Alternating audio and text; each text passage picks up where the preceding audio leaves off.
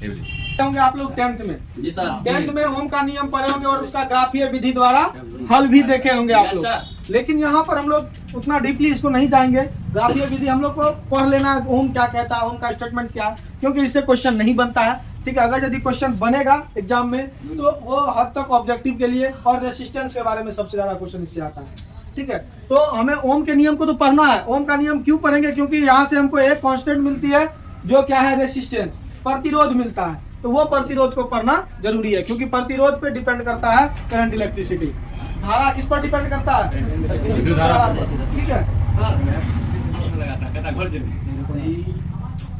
में लिखिए ओम का नियम कहता क्या है कि अगर यदि इनके तारों पर विभवांतर आरोपित किया जाए, मतलब इसके दोनों सिरों पर विभवांतर आरोपित किया जाए और उससे प्रवाहित होने वाली धारा का अनुपात क्या होता है? एक नियतांक होता है। क्या होता है? एक नियतांक होता है, जिसे हम लोग क्या कहते हैं? प्रतिरोध कहते हैं। या क्या बोला?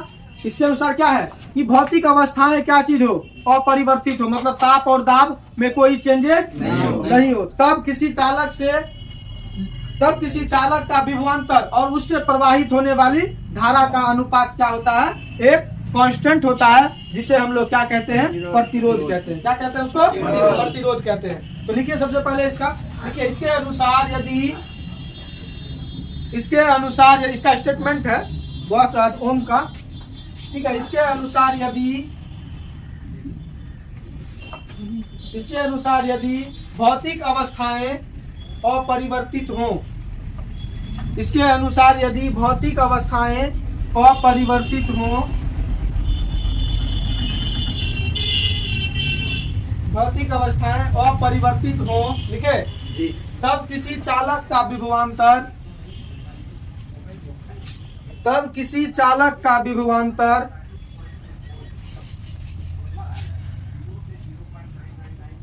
और उस चालक से प्रवाहित धारा का अनुपात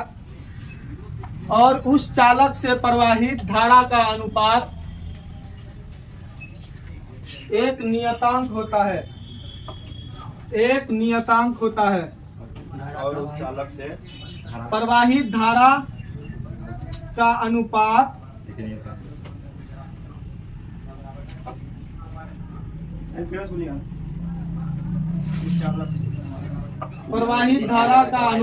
एक नियतांक होता है। धारा का अनुपात एक नियतांक होता है, लिखे,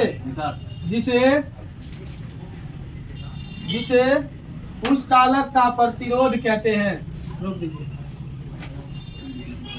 देखिए यहाँ पर सबसे अच्छी बात है कि किसी चालक का जो प्रतिरोध होता है वह किसका अनुपात होता है? चालक के सिरों का विभवांतर और उस चालक से प्रवाहित होने वाली धारा का अनुपात ही क्या कहलाता है? प्रतिरोध कहलाता है। एक नियतांक होता है। यहाँ पर देखिए यदि V1 बटा I1 ये हो गया फर्स्ट तार से, बराबर V2 बटा I2 बराबर V3 बटा I3 बराबर V4 बटा I4। क्या होना चाहिए? एक नियतांक होना चाहिए, या कांस्टेंट जिसको कहते हैं। तो यहाँ पर V बटा I बराबर क्या हो गया?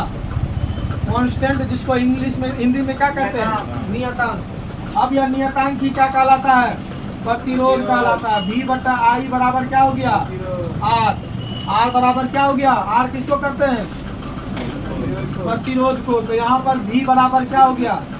IR हो गया। V बराबर IR, क्योंकि ये इधर जाएगा तो मल्टीप्लाई में जाएगा, तो V बराबर क्या हो गया? IR। V बराबर IR हो गया, यानी V समानुपाती किसके है? I का, और I भी समानुपाती किसका है? V का। मतलब दोनों एक दूसरे के क्या है? समानुपाती है। मतलब एक को बढ़ाएंगे तो दूसरा खुद ब खुद अपने आप बढ़ जाएगा। तो इसका ग्राफ देखिए क्या होगा बाबू, इसका ग्राफ लिख लीजिए। ये V हो गया, ये I0, I1, I2, I3, I4। ये हो गया V1, V2, V3, V4। हो जाएगा ये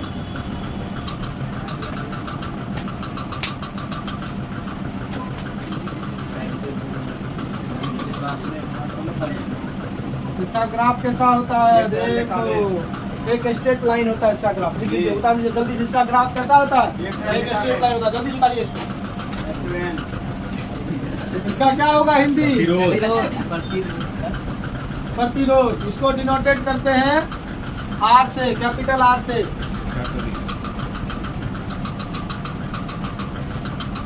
ठीक है। रेसिस्टेंस।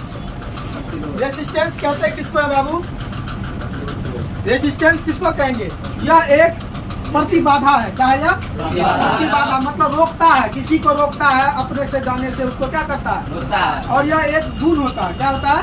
किसी को रोकने का गुण होता है। यह किसी चालक में पाया जाता है। किसे पाया जाता है?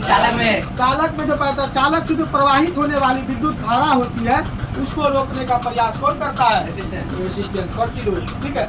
और यह प्रतिरोध जिसमें पाया जाता है उसको हम लोग क्या कहते हैं? रेसिस्टर, प्रतिरोधक। और इसका जो है इसको हम लोग किसके रूप में लिखते हैं? यह किसी चालक का विभवांतर और उससे प्रवाहित धारा का अनुपात के रूप में इसको क्या करते हैं? लिखते हैं। ठीक है। तो चालक रेसिस्टेंस किसको कहेंगे? जब किसी चालक से धारा प्रवाहित होती है तो उस धारा प्रवाह होने के बाद उसके मार्ग में क्या होता है? यह बाधा उत्पन्न करती है, जिसको हम लोग क्या कहते हैं? प्रतिरोध कहते हैं। और यह जिस पदार्थ में पाया जाता है, जिस पदार्थ में पाया जाता है उसको क्या कहते हैं? रेसिस्टर कहते हैं। और इसको किसके रूप में मेजर करते हैं? विद्युत मतलब इसका जो अनुपात क्या होता है? विभवांतर और विद्युत धारा का अनुपात ही क्या कहलाता है? प्रतिरोध कहलाता है। ठीक है। तो इसका लिखिए सबसे पहले डेफिनेशन। देखिए किसी चालक से विद्युत धारा के, देखिए किसी चालक से विद्युत धारा के, विद्युत धारा के, किसी चालक से विद्युत धारा के प्रवाहित होने पर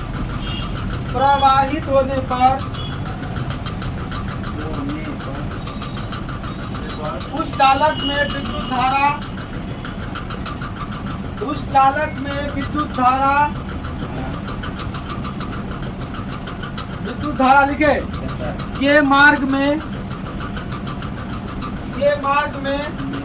उत्पन्न होने वाली बाधा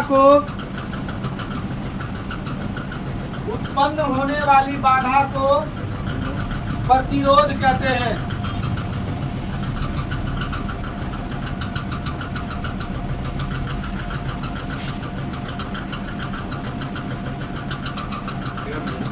पैराग्राफ चेंज करके लिखिए जल्दी से। जिस चालक में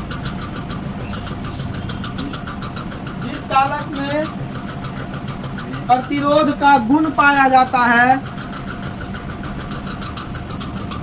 जिस चालक में प्रतिरोध का गुण पाया जाता है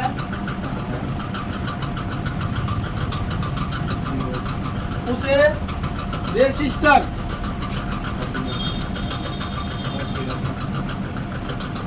इसको हिंदी में क्या बोलते हैं? प्रतिरोधक।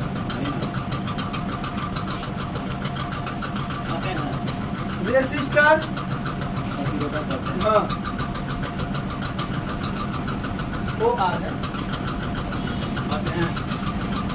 प्रतिरोधक कहते हैं।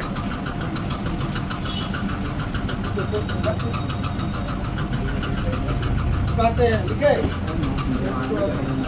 चलिए लिखे प्रतिरोध। पैराग्राफ चेंज करके लिखिएगा। हाँ बोलिए ना। पैराग्राफ चेंज करके लिखिएगा। प्रतिरोध किसी प्रतिरोधक का वैसा गुण है, प्रतिरोध किसी प्रतिरोधक का वैसा गुण है, प्रतिरोध किसी प्रतिरोधक का वैसा गुण है जिसके कारण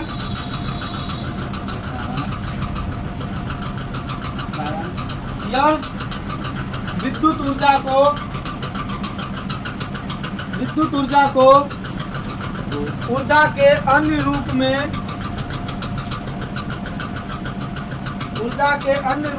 बदलता है।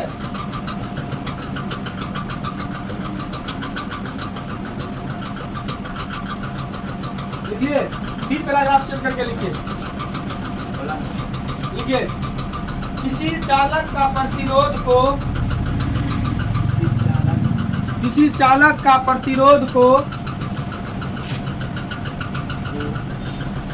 विभवांतर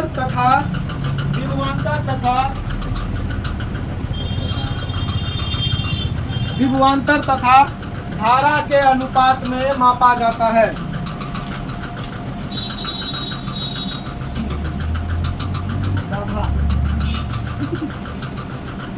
मापा जाता है। धारा के अनुपात में मापा जाता है।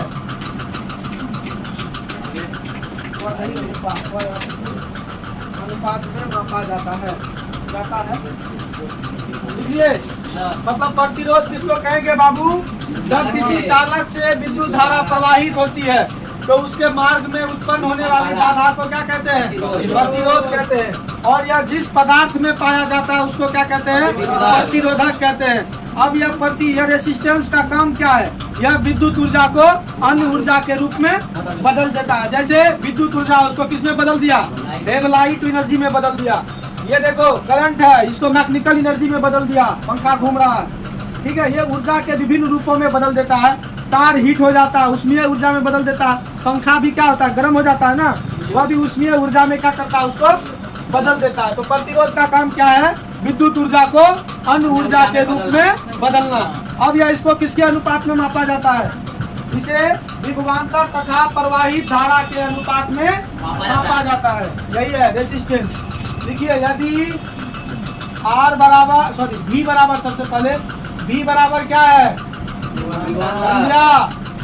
I बराबर, पहले यहाँ देखो विद्युत धारा, R बराबर प्रतिरोध। तब जाके क्या होगा? R बराबर किसके अनुपात में मापा जाता है? विभवांतर और धारा के अनुपात में मापा जाता है। ये क्या हो गया? आपका फॉर्मूला हो गया, ठीक है। अब देखिए इसका SI यूनिट, इसका SI यूनिट, इसका मात्रक क्या होता है? विभवांतर का मात्रक 1 वोल्ट, विभवांतर का मात्रक वोल्ट होता है, और धारा का मात्रक एम्पियर, 1 एम्पियर। 1 वोल्ट पर एम्पियर क्या कहलाता है? 1 वोल्ट पर एम्पियर बराबर होता है 1 ओम। क्या होता है? ओम का सिंबॉलिज्म होता है, समझे थे ना? इसको क्या कहते हैं? ओम। क्या कहते हैं? ओम। अब इसका वीमा क्या होगा बाबू? डायमेंशन, वोल्ट का डायमेंशन क्या होता है? ML E minus 2I minus ML3 होता है। ML3 होता है, ये ML3 होता है। ML3 I माइनस 1 होता है। बच्चा क्या होगा? एम्पियर का क्या होता है? I होता है ना, ये ऊपर जाएगा तो क्या होगा? MLT minus 3I minus 2। ये हो गया वीमा इसका, ठीक है। इसको जल्दी से स्क्रीनशॉट लेंगे। देखो प्रतिरोध क्यों उत्पन्न हो जाता है? देखिए जब हम किसी चालक पर विभवांतर आरोपित करते हैं, क्या करते हैं? जब हम किसी चालक पर विभवांतर आरोपित करते हैं तो क्या होता है? प्रतिरोध क्यों उत्पन्न होता है? इसका कारण क्या है? ठीक है, जब हम किसी चालक में भैया विभवांतर आरोपित करेंगे तो क्या होगा? विभवांतर आरोपित करने के बाद क्या होता है? उसमें जो उपस्थित फ्री आवेश होते हैं, मुक्त आवेश जो होते हैं, वह अन्य इलेक्ट्रॉन से क्या होने लगता है? टकराने लगता है। क्या होने लगता है? टकराने लगता है। यही टकराने की क्रिया को क्या कहते हैं हम लोग? प्रतिरोध। जिसके कारण उस चालक में क्या चीज उत्पन्न हो जाता है? प्रतिरोध उत्पन्न हो जाता है। देखिए इसी बात को जल्दी से देखिए, जब किसी चालक पर विभवांतर आरोपित किया जाता है, जब किसी चालक पर विभवांतर आरोपित किया जाता है,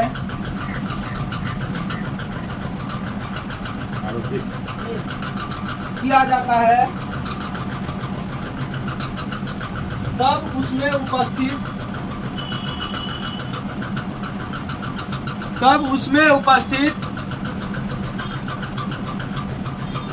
मुक्त आवेश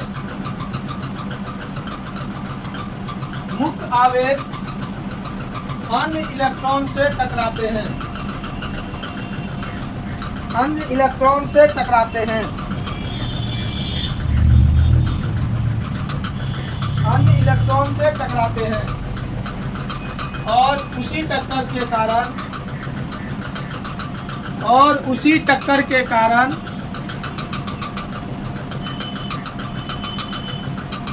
चालक में प्रतिरोध उत्पन्न होता है। उसी टक्कर के कारण चालक में प्रतिरोध उत्पन्न होता है। ठीक है, लिखिए। रेसिस्टेंस, देखिए टाइप्स ऑफ रेसिस्टेंस मतलब प्रतिरोध के प्रकार। देखिए प्रतिरोध का प्रकार कितने टाइप का होता है? प्रतिरोध कितने टाइप का होता है? रेजिस्टेंस सर आप गलती लिखे हैं। रेसिस RESISTANCE रेसिस्टेंस। प्रतिरोध के प्रकार जो होता है, प्रतिरोध दो प्रकार का होता है। पहला है बबुआ ओमिक रेसिस्टेंस। क्या है? Ohmic resistance. और दूसरा है non ohmic resistance. Non ohmic resistance. और ये दोनों के बारे में हम लोग कल पढ़ेंगे कि ओमिक रेसिस्टेंस और नॉन ओमिक रेसिस्टेंस क्या होता है। आज इसका हम हेडिंग देके छोड़ रहे हैं, कल हम लोग पढ़ेंगे